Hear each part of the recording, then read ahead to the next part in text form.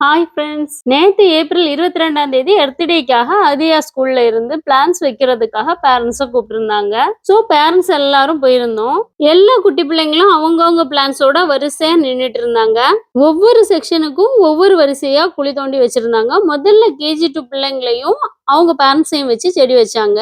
பிள்ளைங்க அவங்க குட்டி கையால செடி வைக்கிறதும் பேரண்ட்ஸ் அதுக்கு சப்போர்ட் பண்றதும் பார்க்கவே நல்லா இருந்துச்சு.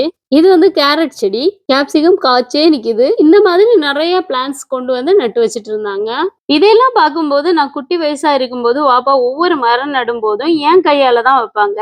அதனாலயே என்னவோ எனக்கு செடி வைக்கிறதுனா ரொம்ப பிடிக்கும். இப்ப எங்க வீட்டு பால்கனில கூட செடி வச்சிருக்கேன். லாஸ்டா அகதியா அவங்க டீச்சரோட வந்தா எர்த்டேன்னு சொல்லி ஒரு பேட்ஜும் குத்த சொன்னாங்க. அப்படி நாங்களும் ஒரு மிளகா செடி வச்சோம். வரும்போது ஹஸ்பண்ட் கொண்டு விட்டுட்டாங்க. போகும்போது 1 கிலோமீட்டர் கிட்ட நடக்கணும்னு நினைச்சிட்டு இருந்தேன். பக்கத்திலேயே பஸ் ஸ்டாப் இருக்கு. ஸ்டேடியம் மெட்ரோ பஸ்ஸும் வந்துட்டு. இந்த பஸ் மெட்ரோ லிங்க் ஆனதுனால இதுக்கு காசு கிடையாது. இது மெட்ரோ போறவங்களுக்கு மட்டும்தான். பஸ்ல ஏறி மெட்ரோ ஸ்டேஷனுக்கு வந்து மெட்ரோல ஏறி வீடு வந்து சேர்ந்தாச்சு.